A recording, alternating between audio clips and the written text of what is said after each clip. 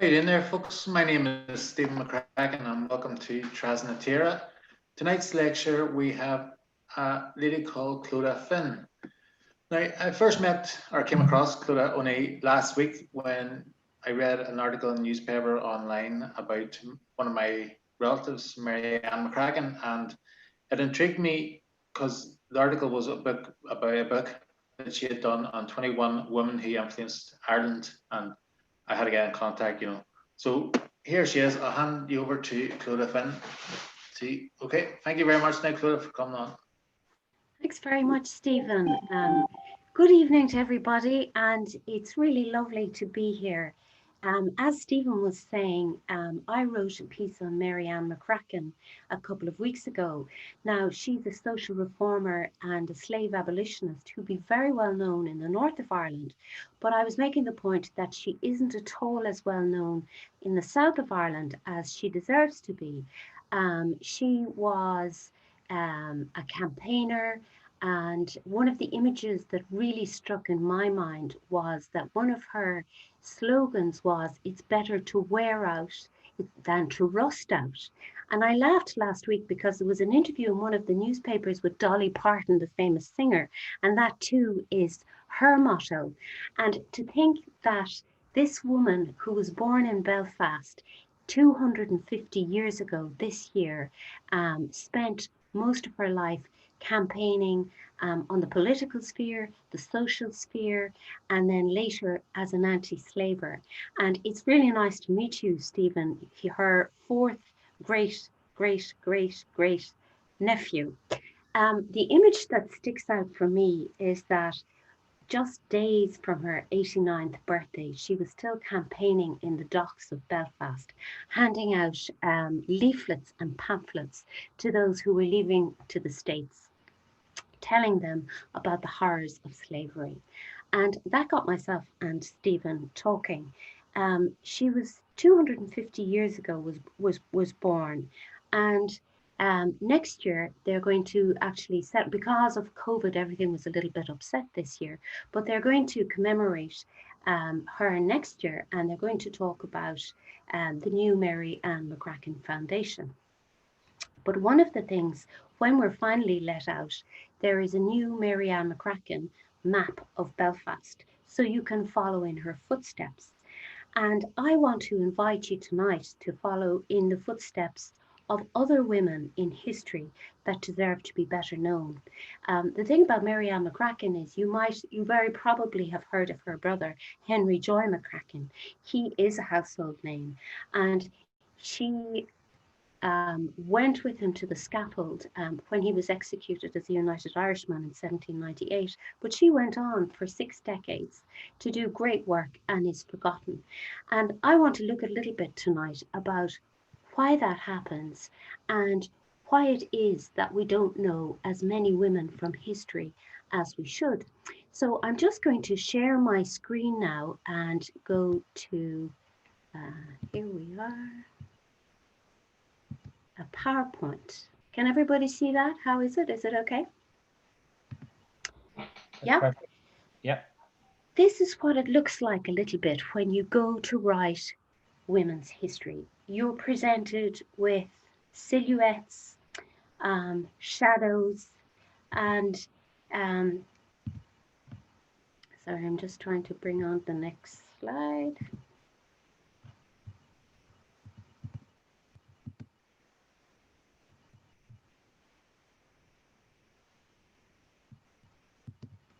Yeah, I'll just move this over here.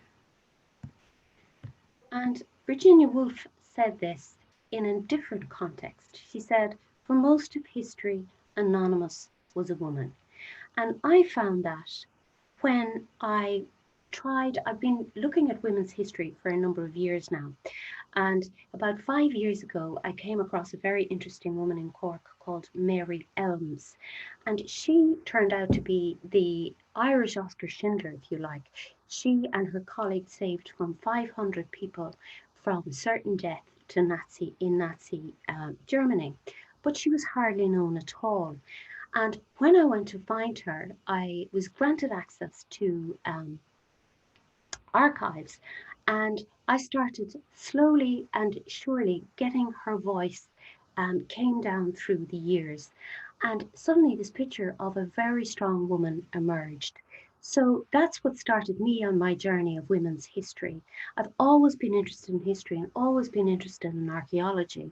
But when I went to, if you like, step into a time traveling machine, like some kind of TARDIS, if any of you are Doctor Who fans, I found that it was very difficult to find what it might have been like for me if I stepped back in time.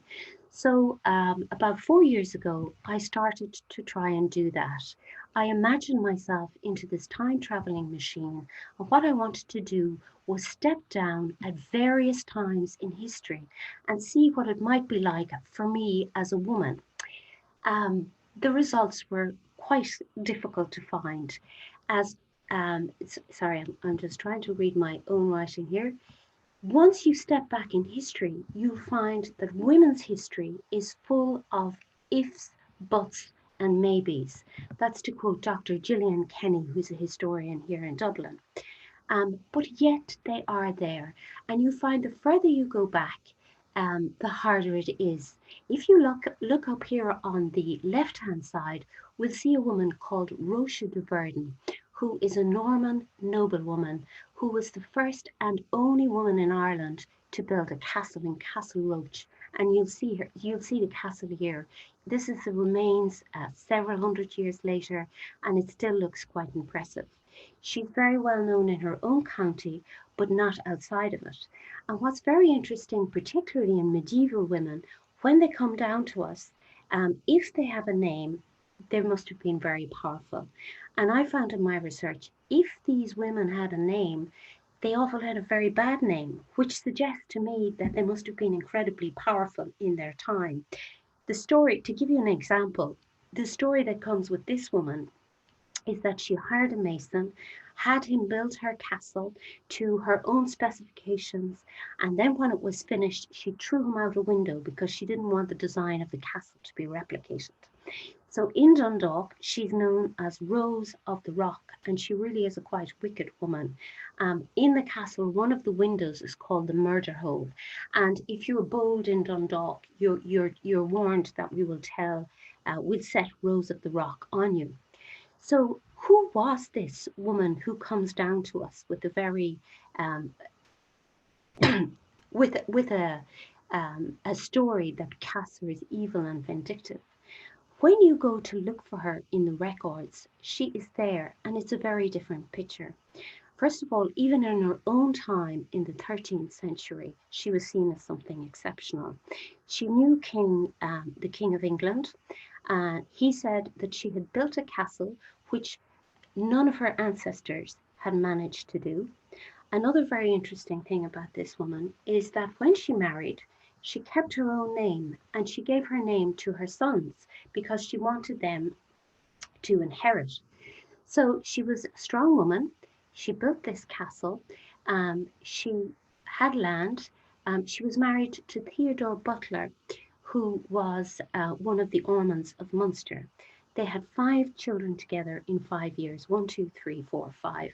And what's very interesting, you find when you look at medieval women, often it's the noble women you'll find they have children right one after the other. And that's because often they gave their children to wet nurses, whereas the peasants, they would have had children maybe every second year because they breastfed. So it's funny, you'll often find, I'm going to talk about a noble woman later who had 14 children and many wet nurses. So that was one of the, I suppose, if you like, disadvantages of being a noble woman. In any case, Rocha had 5 children. Her husband went off to fight the wars in France and he died. And one of the exceptional things about Rocha is instead of finding another husband, as a woman might have been expected to do at the time, she actually paid the king a very large duty so that she could stay single. And she became a femme sole. And that meant that she could own property, she didn't have to marry, and she could sign her own charters. There was a plan for her to build another castle. She never did that. Local legends as well said that she rode out at the head of her army. There's no suggestion that she did that. But when you scratch beneath the surface of the myth, you find that there was a hard-headed businesswoman who survived in the 13th century as a castle builder and owner. And to do that, you really had to be quite a strong person. Um, when at the end of her life, when her eldest son inherited the castle, she moved to England. And it's very interesting. She went into a convent. She set up her own foundry in foundation, the Grace Dieu in Belton in England. And in England, she's known as a very pious lady who set up this nunnery. But here she's known as the Wicked Woman.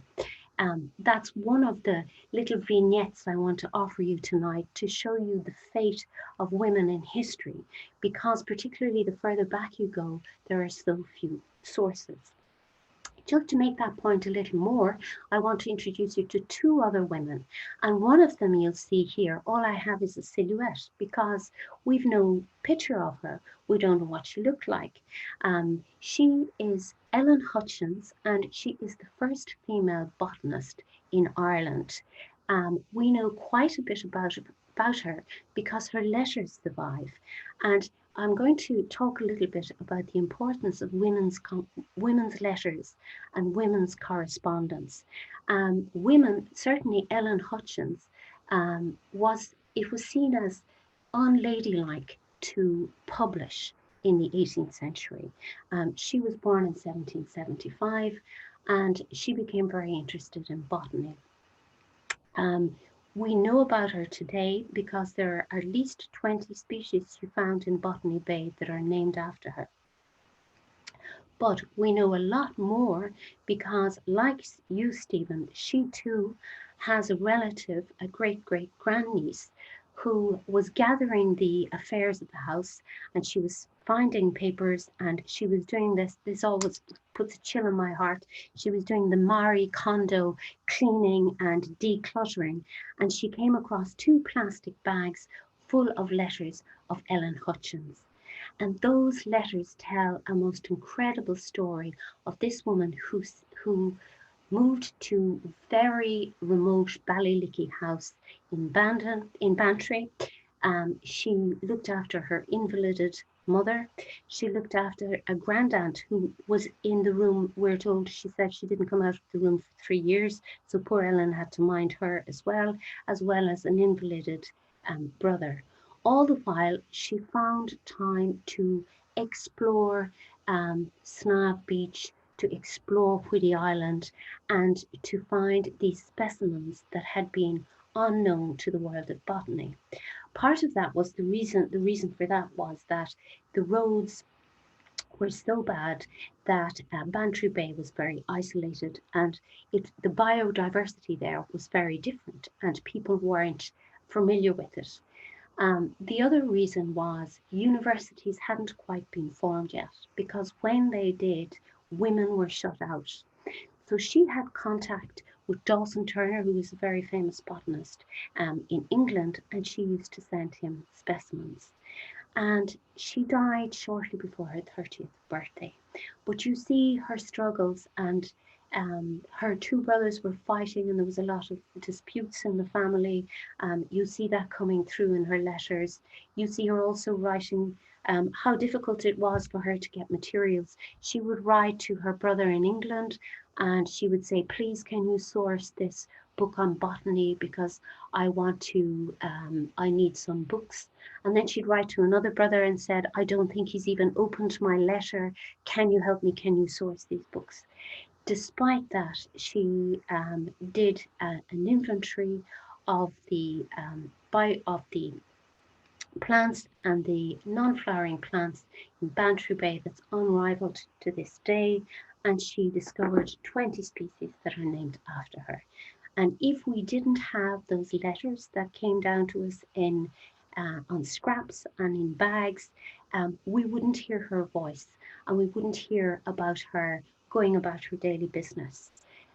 So that's another reason why there are so few women in the pages of the history books. But I hope that now, as these letters and as new archives open, that's going to change. And the third lady I want to introduce you on this page is Lady Ranelagh. Her name is Catherine Jones, and actually, thankfully, she is starting to be a little bit more known now.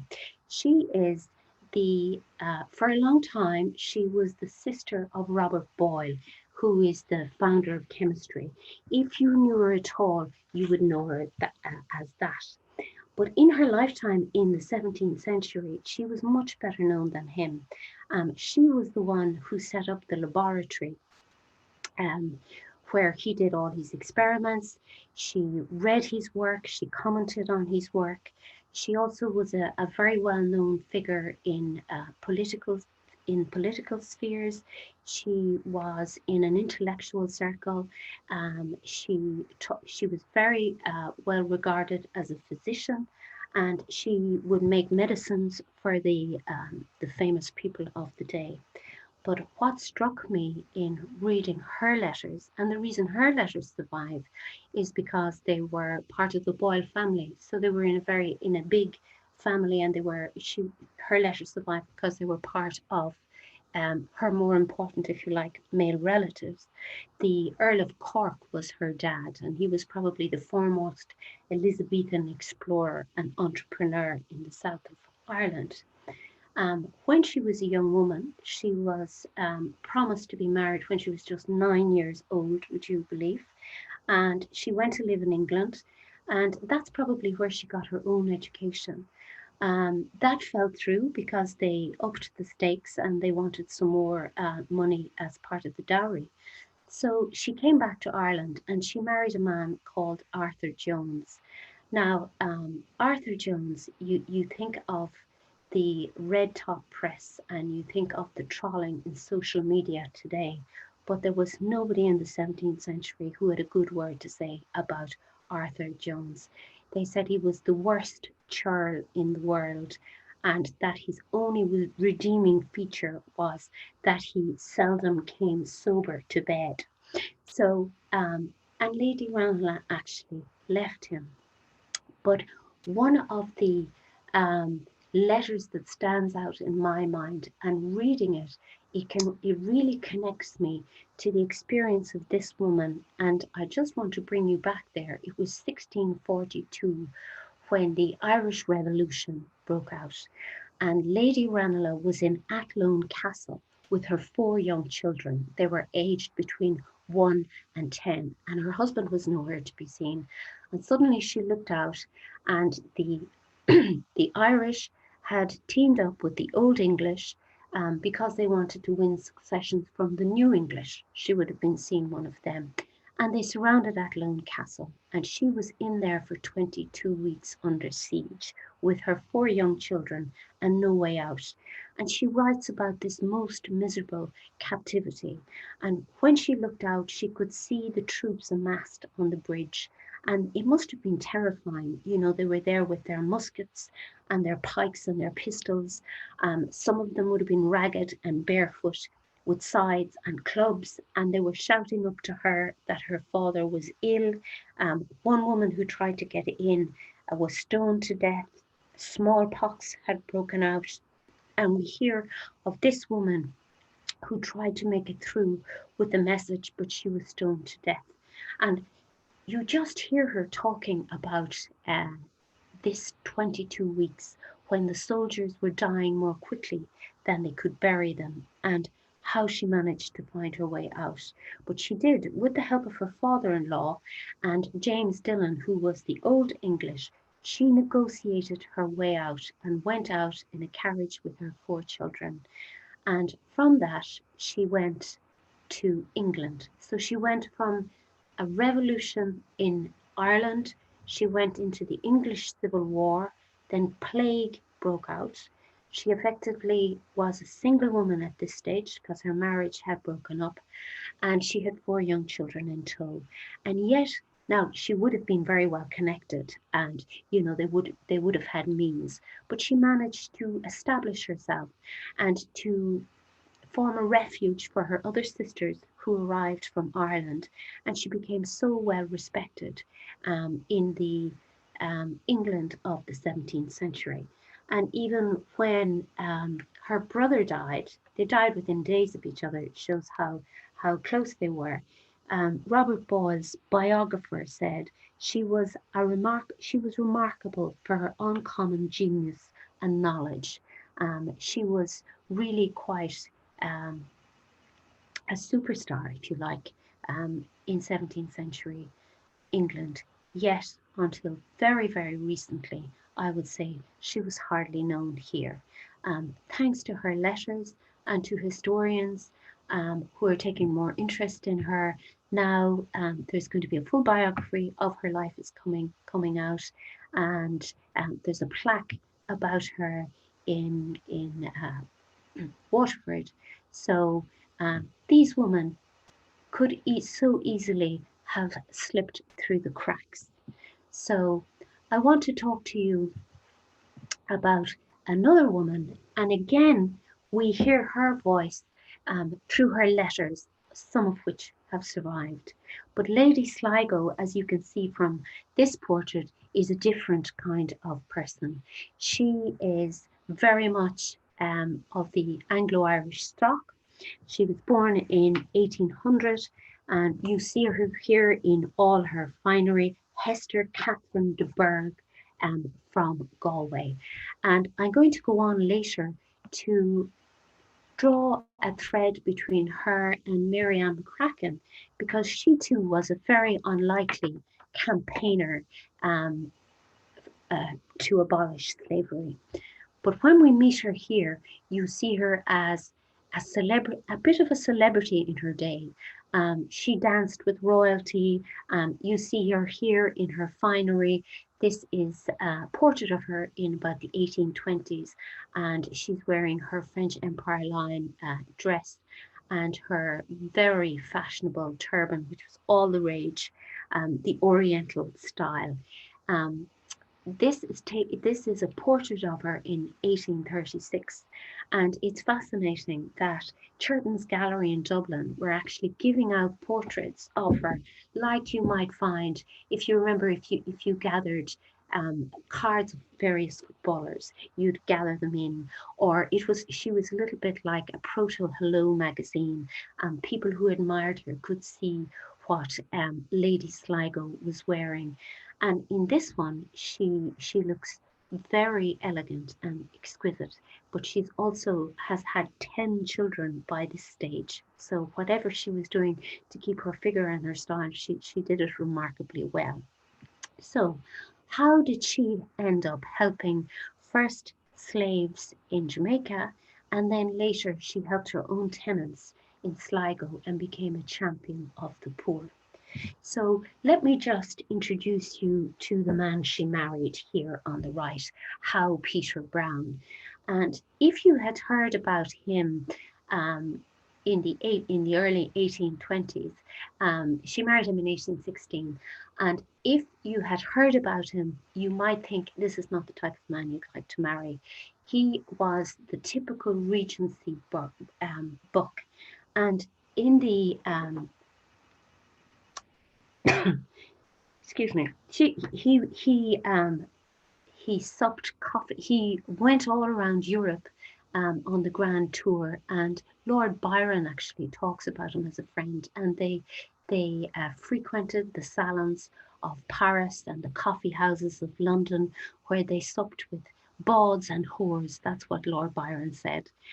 Then he went off to Greece, and he took some artifacts from Greece, and when he was coming back, he basically press ganged, or he took some members of the Royal Navy to help him ship them home, and he ended up in jail. So eventually, age 28, he came back to Westport House, and it was decided that he would marry Lady Sligo. She was 16 years old, and actually they were quite the match made in heaven. He did settle down, and when he saw her, he said, "Oh, I am in love with her more day by day." And actually, this is quite scandalous. She reminded him of his lover. But let us assume that when they got married, that he left the lover by the wayside. So this 16-year-old girl moves into Westport House. This is Westport House in Mayo today. It didn't look like that when they moved in, but this couple were very much responsible for a lot of the restoration work, for doing the pleasure gardens, and they did an awful lot of reform to the agricultural lands as well. And actually, if you see their letters to each other in the early days, it seems like it was a really nice place to be. They had great fun. He called her my pussycat, and she called him Pooh or Louse. And it was quite funny. She settled in and she was still only 17, and she was quite cheeky. There's a letter to her mother-in-law saying, the way we can deal with Howe Peter's enemies, all we have to do them is show them sight of you, your minkship, that's what she called them, and they would be scared off. So there was a great atmosphere there. And very soon after that, when she was 17, her first baby came. Then her second baby came very soon after that. And it's as I was saying earlier, she wrote a letter and said, I dread having two wet nurses in the house. So also they had the builders in. So there's a letter, we know this because Howe Peter writes to his mother, her minkship, saying, send send a housekeeper quickly. Things are in chaos. So over the next 10 years, they really have quite a privileged life. We read about them in the social pages. They go from ball to party to visiting royal families. They take off on an extensive trip of Europe, even though at this point they have several children. And there's one very interesting diary entry which tells of the children going over a pass from France into Italy, and the carriage nearly falls off a deep ravine, and Howe Peter said, oh my God, we could have lost all the children. But they go on regardless. They end up in Florence, and actually, sadly, at this point, they have about 7 children. Lady Sligo does lose a child. He dies unexpectedly, and they go home. So things are really quite privileged for them. And then something happens that brings both of them into a very different world. In 1833, the Abolition of Slavery Act is introduced, and Howe Peter is asked to go to Jamaica as the governor and to introduce, to abolish slavery. The irony in all this is that Howe Peter actually owns 386 slaves himself. And it's a very uncomfortable narrative that I think we're going to hear a lot more about in the coming weeks and months. This year and in lockdown, there's been an awful lot about Black Lives Matter, and there's been an awful lot about the enduring legacy of slavery and people all over the world who have owned slaves, or the statues that have been built that honor people who were involved in the slave trade. And I think in Ireland, this is going to happen as well. And one of the figures that is very interesting is Howe Peter, because he arrives and he has 2 plantations with 386 slaves on it. However, he is there to abolish slavery. He is also appalled by what he sees. Even before he arrived, he heard that the slaves didn't have enough to eat and that they didn't have clothes. And he sent to his tailor in London. He got the age and the size of each of his slaves, and he sent them clothes. When Lady Sligo got there, this is a picture of Cocoa Walk, which is one of their plantations. The other was Kelly's estate. They were absolutely horrified by the violence and the degradations that were endured by the slavers. And of the 600 plantations on Jamaica, about 300 of them have Irish links.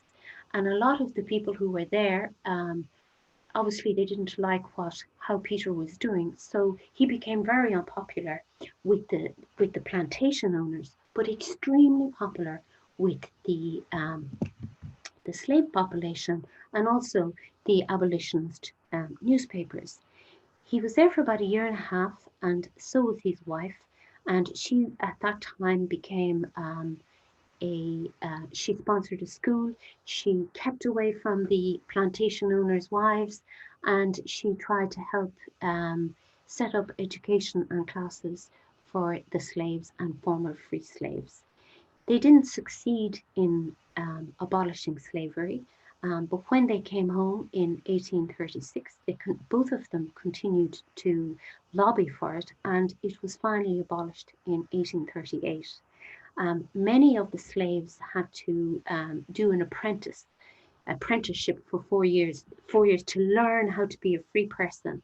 But Howe Peter Browne immediately freed his slaves, and actually in Jamaica he is celebrated as a champion of slaves. There is Sligoville is named after him, and still today it's still there today, and they talk very highly of them. The other side of that is all the people who owned slaves were compensated handsomely by the British government. They took out one of the biggest loans in history, and it was only cleared a couple of years ago. So Howe Peter and his wife would have benefited to the tune of about £500,000.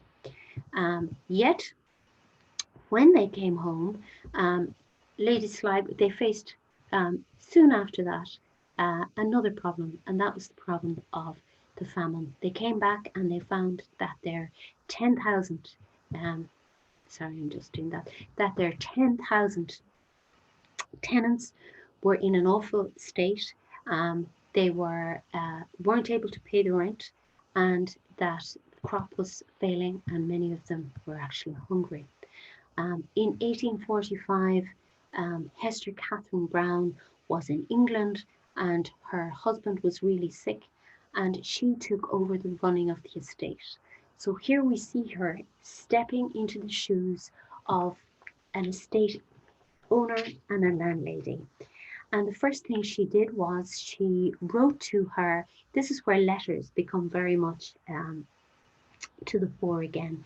She wrote to her estate manager in May 1845, and she said, "I fear there must be a great deal of distress and poverty about Westport now, that there is so little money spent in the town, and I do not grudge the money you gave away in charity for me."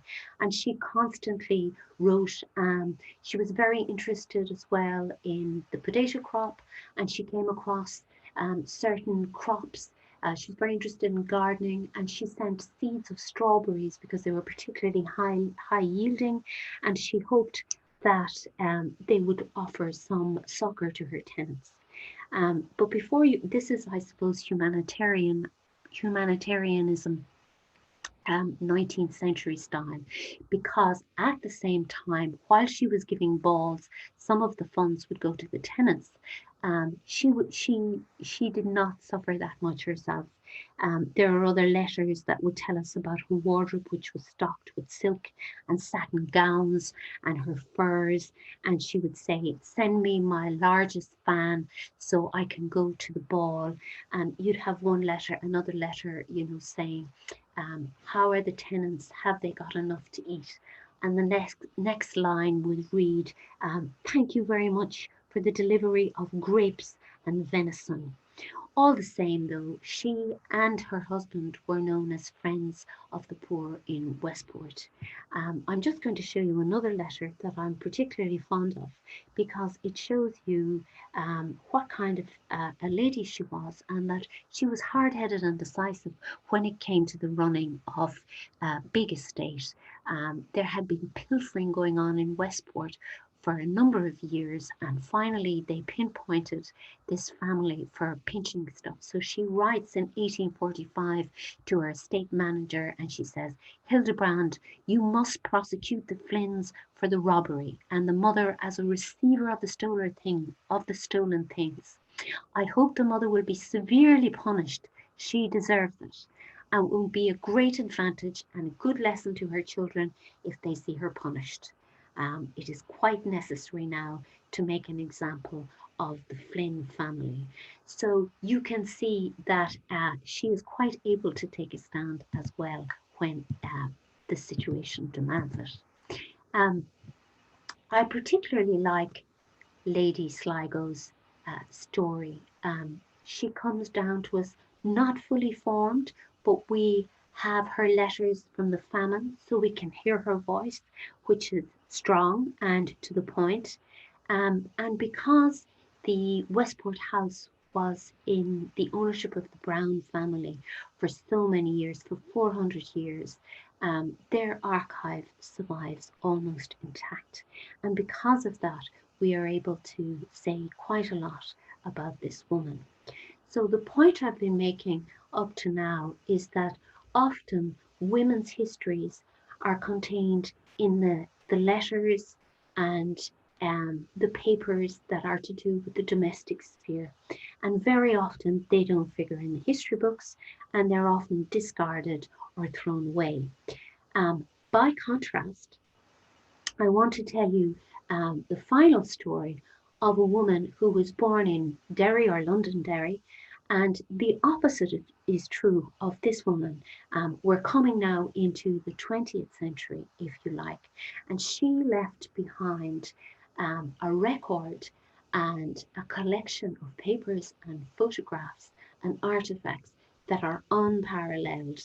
And her name is Mabel Colhoun.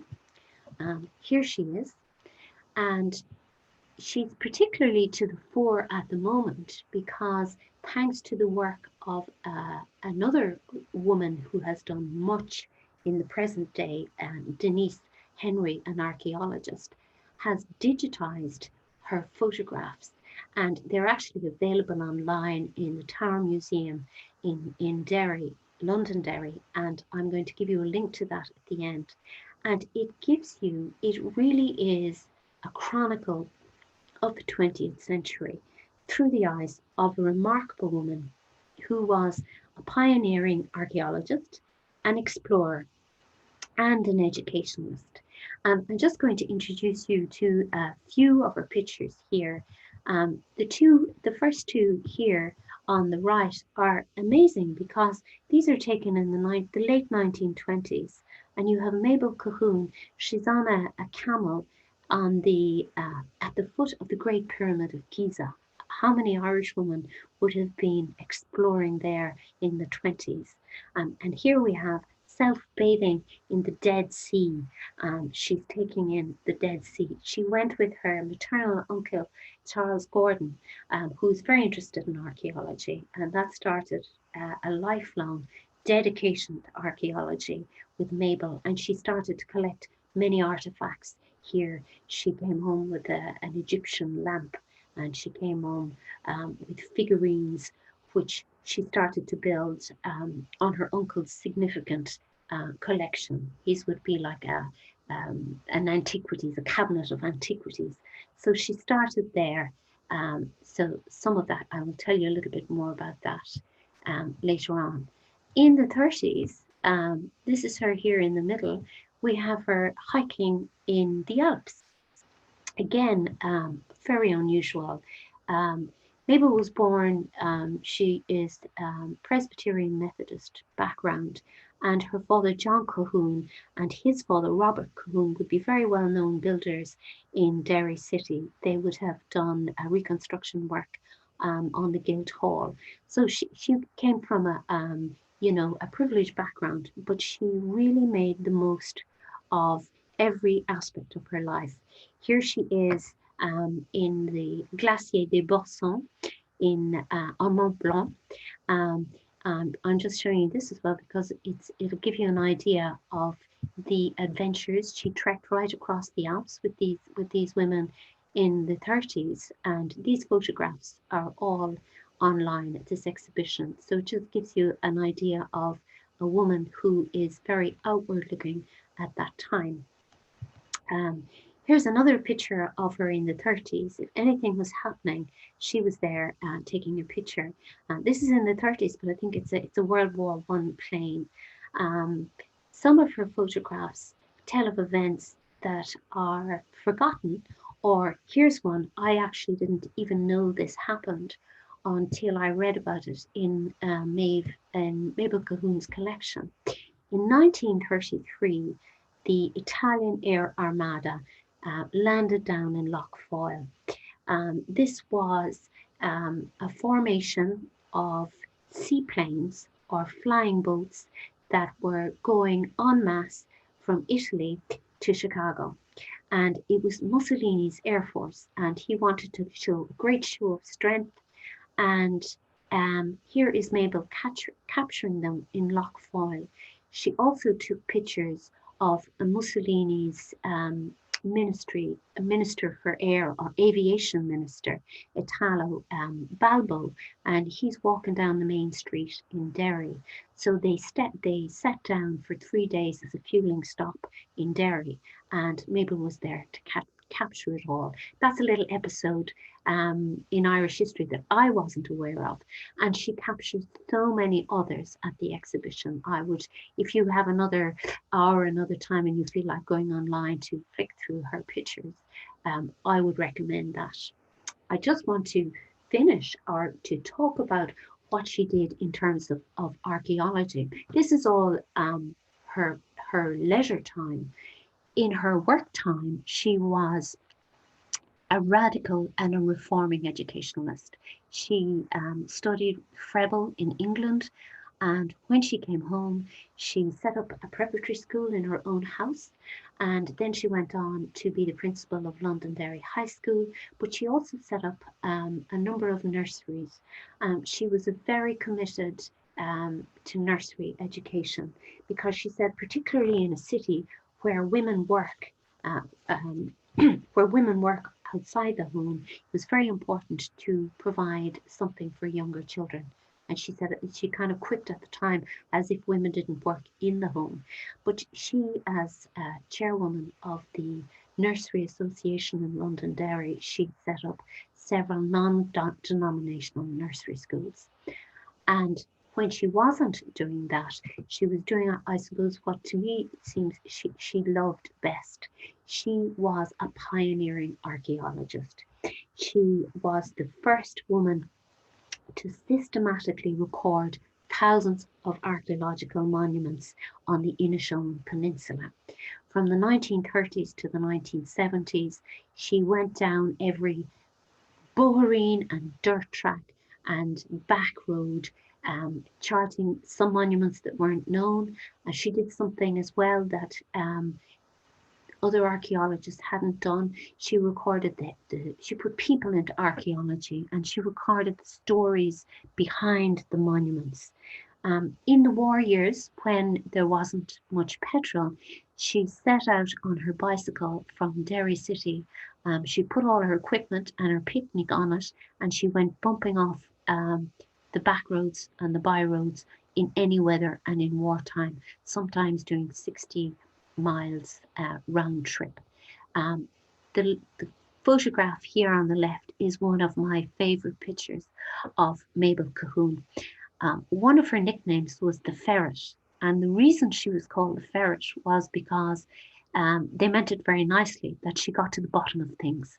And here she is, this is an oratory, I think it's from the 6th century in Moville in County Donegal, and she is ferreting out what it's about, and she's looking at the dry stone walling, and somebody captured that picture, and that to me says so much about Mabel.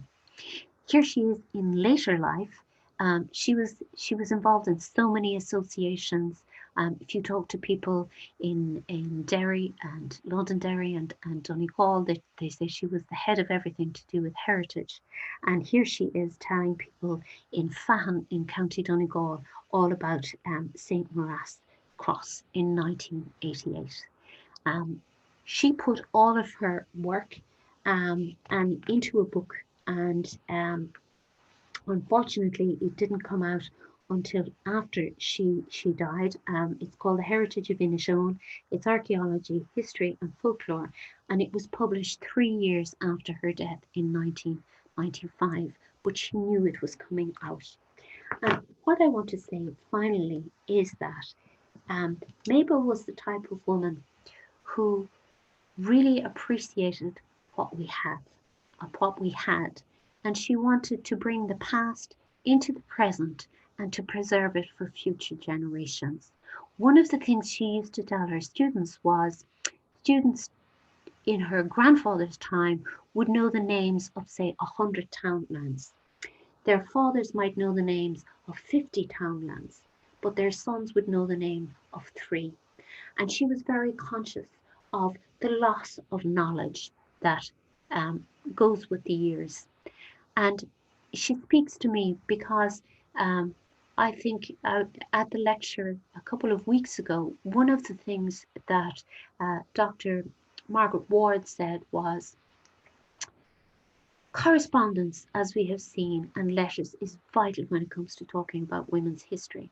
But too often, unfortunately, people look at their aging aunts and they look at their grandmothers and they think they have nothing important to say. So when they die, often their letters and their effects are thrown out. So I would say to anybody here is look at the letters around you, talk to your aunts, talk to your elderly relatives, because there is so much that we are in danger of losing if we don't. And I want to pay tribute in this to one woman who has done just that. And it's part of the reason that I know about Mabel Colhoun. And I think she has done a lot to bring her to a greater audience. And her name is Denise Henry. She's an archaeologist from the Inishowen Peninsula who works in Monaghan County Museum. And here's what she said. She said, what Mabel did was remarkable. She was uncompromising and driven and left a path where there had been none, so that people might follow. On a local scale, her research prompted people to learn more about their own heritage, and on a national scale, she contributed to the development of archaeology as a discipline and showed that women could be a vital part of it. There's a saying, I suppose, at the moment, and it's particularly for young women. They say, if you can't see it, you can't be it. I don't go along with that, because if you take somebody like Marianne McCracken, she would, like a lot of these women were pioneers and they pushed the boundaries. But Marianne McCracken, if she were alive today, I think she would probably celebrate that Camilla Harris is now the Vice President of the United States. And when Camilla Harris spoke, she said, you know, to the young girls, you can be whatever you want to be. And one of my interests in particular in looking at women through history is that there are so many possibilities in the past that we have forgotten.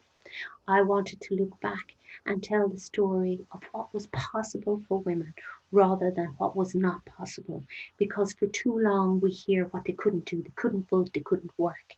But if you start right back in Ireland at the earliest times in the Stone Age, even in the book I go right back to the Stone Age, you can see that women were there and they were half of the human race, and that contribution is perhaps not as valued as it should be.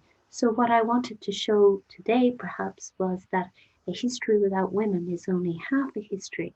And I wanted to encourage everybody to look for the women in their own histories. They're there if we look for them. So I'll finish on that. And I just see for more, if anybody is interested, all of these stories and more besides are told in Through Her Eyes, A New History of Ireland in 21 Women. It's published by Gill Books. You'll get that by going gillbooks.ie. I have a longer link here. I can share it in the chat line or whatever. And also I can put Tower Museum collections if anybody is interested in that. Maybe I'd be able to put those links in the chat if anybody is interested. So this is my first Zoom lecture. So please forgive me for being a little bit, it's very strange to just see your own face.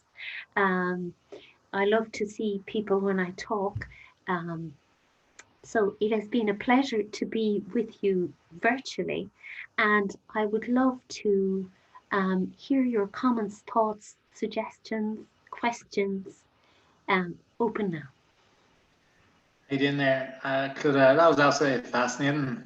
Thank you very much.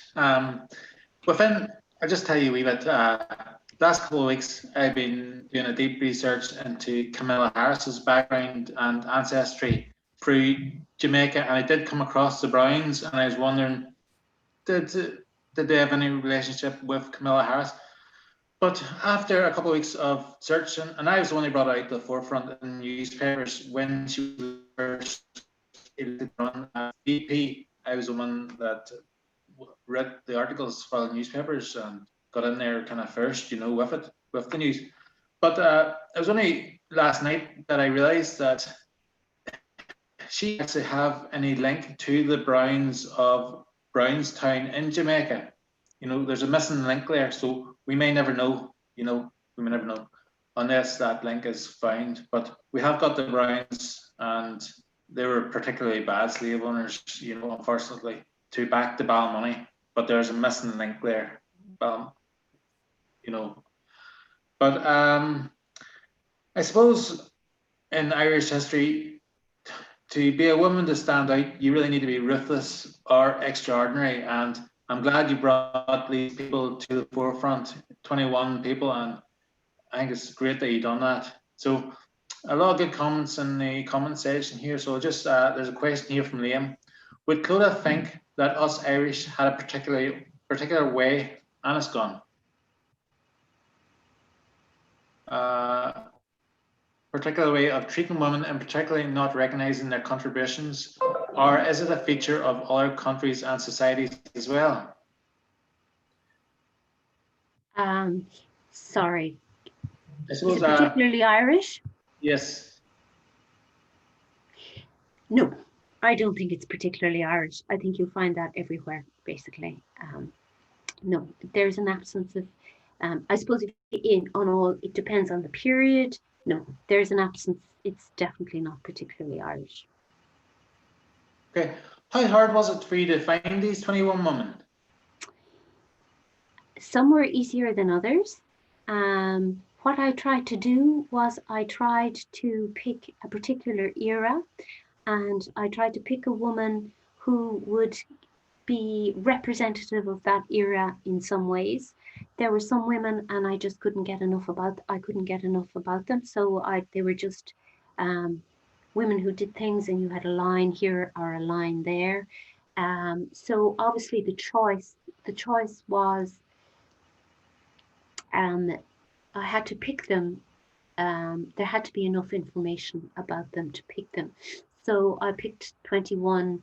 I might have had 41, but there would have been another 40 that you just wouldn't have enough to write about. Oh, I just see a comment here to Raymond O'Leary. I will forgive you the description of Ballylickey as remote. It all depends on the point of view. It would have been the front line of the French Revolutionary War when Ellen was 11, but for stormy weather. Absolutely. I was going to come to that one, but I can't pronounce it. Okay, sorry. Yes, sorry, I'll let you. Yeah. No, you're okay. You're okay. You read away there and see if there's anything else. Sweden here. Any questions? I cover Mabel on my blue plaques. Oh, fantastic. That's David. Yeah, she was very well liked by her pupils, and her nickname was Cookie Bun. Very nice. Yeah. Is David still there? Did he ever hear of her being called the ferret? I'll just see if he's here. Yeah. She was an excellent teacher, and I spent some time with her niece in Belfast, who also was in her class. So I must tell Kyleen about Cookie Bun. Hello, Clodagh. Can you hear me? Yes, I can. Hello. Yes, no, I've heard about the ferret as well, and lots of other things, but I say on my tours you get a lot of past pupils from the city, and they would tell stories of going to places like the beach and Inishowen and downhill, and them spending the whole day there, and Mabel walking around pointing out shells and rock formations and whatever. So, you know, they have very fond memories of her, certainly. Yeah. And she was a great photographer, and she loved nature as well. And actually, I should have said a lot of her sketches and pictures are online as well. Lovely, yeah. Thank you very much, David. Suppose we have one there from someone in the USA, coming from the USA. Women's history is certainly important. Kamala Harris isn't necessarily someone to look up to. And suppose we all have our flaws, and some more than others. I suppose I don't really know how to react to that, you know.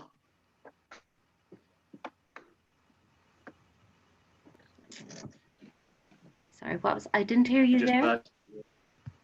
No, I was just reading out the one from America, coming from the USA. Oh, yes. It's just about Kamala. Oh, Kamala yeah, Harris. it's an essay to look. She's a major perpetrator. Okay, yeah, you see, yeah. Yeah, well, that's it, you know. I mean, the thing about it is I'm not saying in any way that women are brilliant, you know, or that all women should be held up. The reason I did this is that up until relatively recently, there was a big disparity in the history books. I think maybe my generation now is going to start to, you know, just to talk more about women. But women, you know, there's good women and there's bad women, there's good men and there's bad men. You know, I suppose when you see now there's more women in politics, so they should be treated like everybody else. Yeah, so I'm sure, yeah. And 10 new messages. Yeah, you know. There's one there from Gabby. So apart from your own book, what books would you recommend are sources? For women in history? Well, the difficulty with women in history is the sources are quite disparate. As I was saying, if you're doing primary research, a lot of the sources are letters themselves. That was the one thing I did 5 years ago, as I went in to see where could I get books about women in history. There are increasing numbers of historians writing very good books. I suppose it depends on the period you like. It depends. Is there a particular period for that question? Nope. No.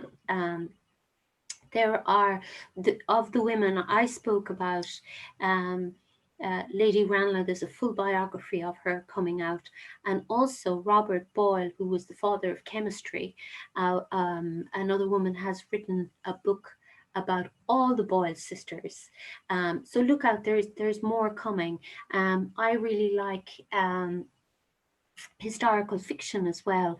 There's one I really like called The Silence of the Girls by Pat Barker, and it's a fictional retelling of the Battle of Troy through a woman's eyes. So there's lots of different things. Yeah. So there's a lady there. Have you come across Annie Jameson, the mother of Markani, sorry? No. Neither have I.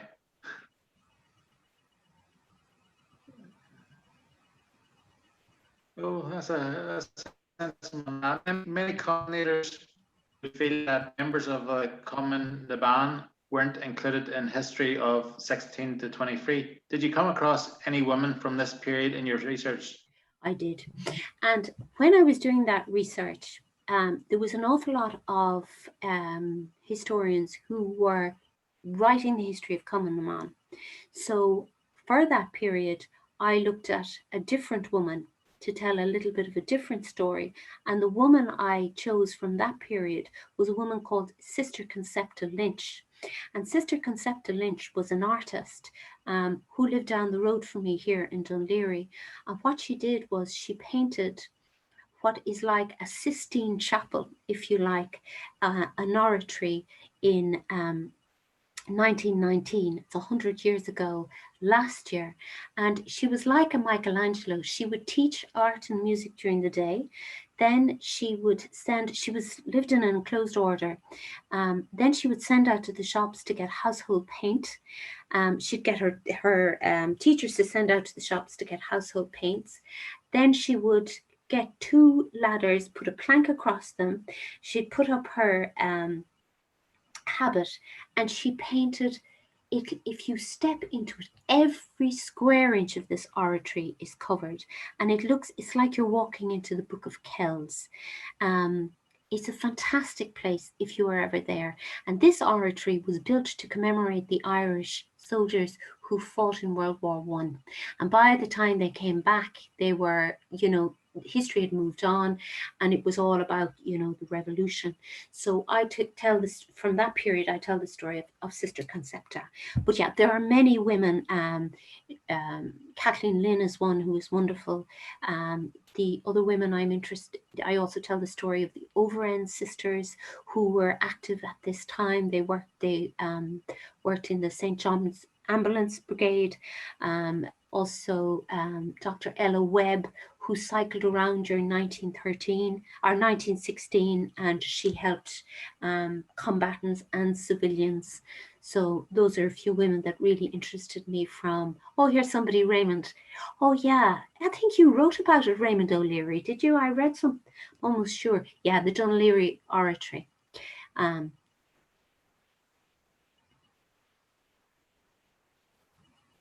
Yes, Sinead McCool has written about revolutionary women, and also Dr. Mary McAuliffe.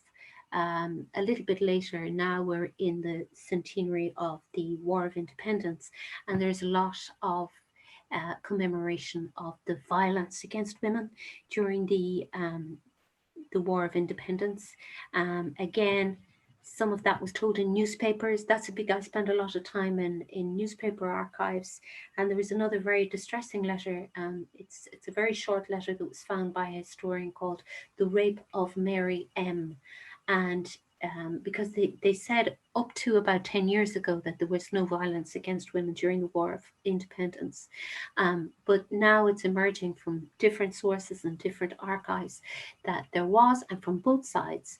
And this woman, we know her story because she wrote to the Bishop of Dublin.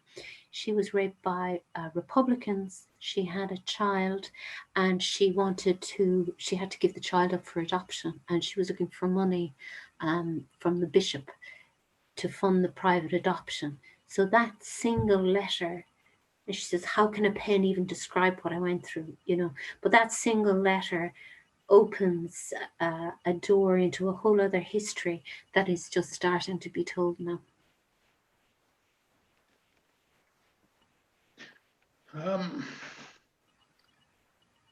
could listen to you all night. I suppose there's a couple more wee comments there. Also check museums and stuff. Oh yes. Cork. I suppose I have to add the Marianne McCracken book as well by O'Neill. Mary McNeil, definitely. That's definitely worth a read. Yeah. Coming on by Maeve Mullen. Yeah. Oh, there's Noel. Oh, Good on you. Good man, good man. There's somebody here too mentioning Mary Elms. That's great. I wrote a biography of Mary Elms, the woman I mentioned, who was the Irish Oscar Schindler, if you like.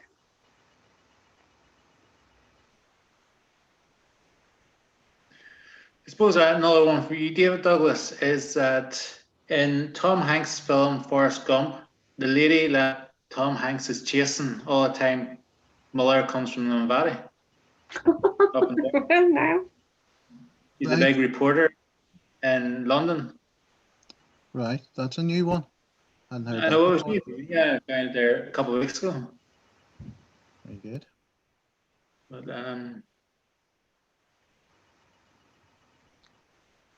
very good. Ordinary Women is in Extraordinary Times, about 11 women in Cumann Cork women. Yeah, Cork women were amazing.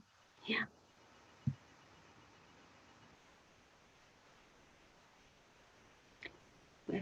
I must look into Alison Jameson. That's very interesting. Which one of the biographies was yours? I don't know what that is. I love somebody here is going to strive not to rust away. Very good.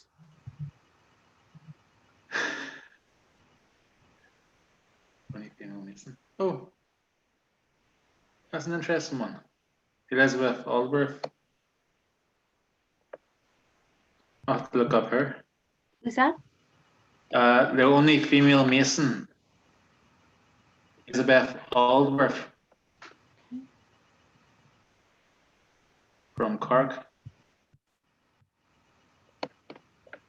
Right. Well, I think that's really it for tonight. Unless there's anything else you want to say there, Clodagh. It was great I having just you on want to now. say it was a pleasure and an experience to come on in the ether, and it was lovely to meet you. And I just want to say it's great that you're doing this. So thank you to everyone, and the best of luck. And I'll be tuning in myself to your next one. And you're more than welcome to talk about the other ladies who make your book, anytime you want. Very good. Very good. And I suppose that's all for tonight. Next talk is on Friday, where there's going to be a panel discussion. So I'm not too sure who it's on at the minute, but thank you all for turning in tonight, and that was very, very good of you. And thank you, Clodagh, for the talk. That was brilliant. Thank you. Thank you very much. Here, just stop recording.